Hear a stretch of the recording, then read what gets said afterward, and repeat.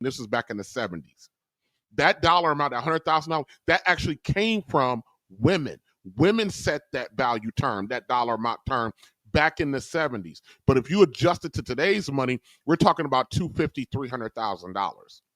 That's where we're at today. You know, so, but that baseline, that's an entry to barrier. That's the first step of qualification. And 90% of men do not earn that. So 90% of men don't qualify on step one. Step two, he talking about you got to be consistent, meaning you got to be productive year over year over year over year, not just a one-shot deal. It's got to be a yearly, 5-year, 6-year consistent level of production. That's why he talked about that. So one, the entry to barrier is the money, because the money represents your production. Two, you have to be productive year over year. So 1 and 2 go together. You can't have one without 2. You can't have 2 without 1. Number 3, you got to be useful to. You got to be useful to the group. Not to the group. You got to be useful. In other words, how your peers, it's your networking. How your peers view you. If you are not respected. Look what Sean. What's that weirdo? Oh yeah, Puffy. If he's not respected, he's bringing too much harm to the group. That would disqualify him. He's out at 3. He's no longer a high value man. It doesn't matter how much money he got. Your network. A lone wolf. Unfortunately, I'm a lone wolf. That disqualifies me. I got a couple of friends, but I'm a lone wolf. You have to have a robust network of people, other people like you. Now, my buddies will not call me a lone wolf because my buddies are successful. They wouldn't call me. They get angry when I tell them that they're better men than me. They get angry with that, but I know the realities of the situation. It doesn't matter if you have acquired all of these resources. If you cannot be useful in the network, you're not useful. 5,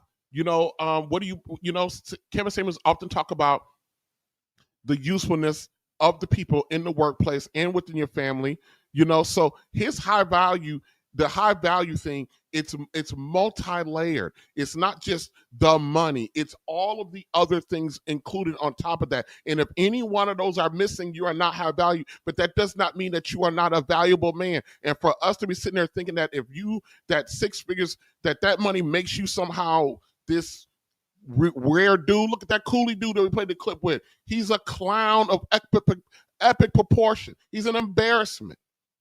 He's not honest.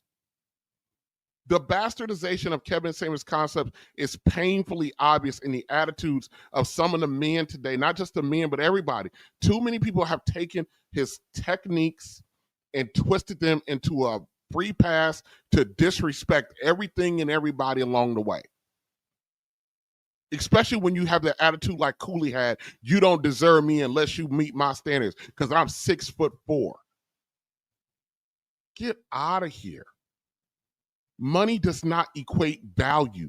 Instead, it's embodying all the qualities. It's everything that comes with it. Money only makes you more of who you are. If you are a fucking dumpster fire of a person before money, you will be a dumpster fire person with money, a bigger dumpster fire, because now you have more access.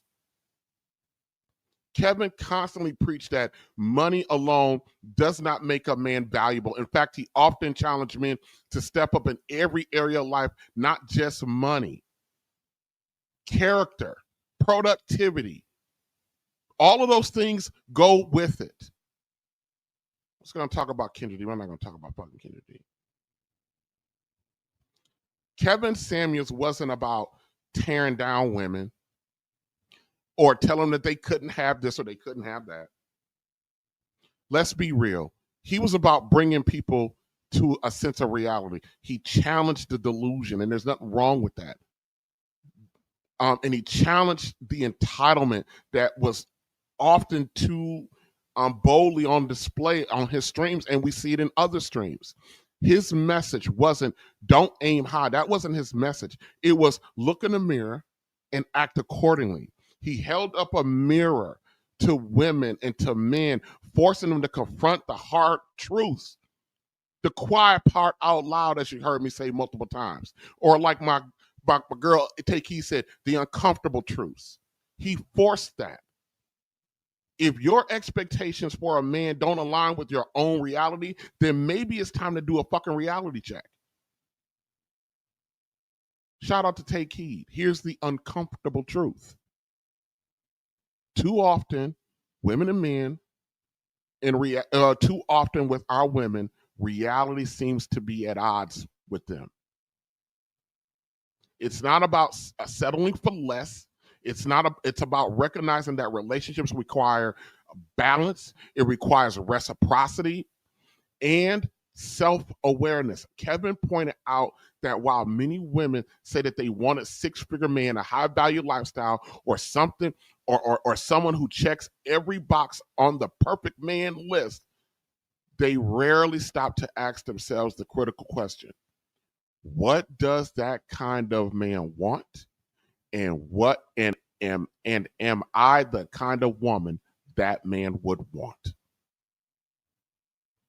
What does that kind of man want? And am I the kind of woman that man would want? And therein lies the disconnect. Too many people build castles in the air, fueled by social media fantasies and unrealistic rom-com dreams, instead of constructing foundations rooted in reality. Kevin Samuels didn't mince words when addressing the imbalance. He made it plain. If you're expecting a man to be rich, if you're expecting that kind of man, you must be that man to be rich. You must be fit.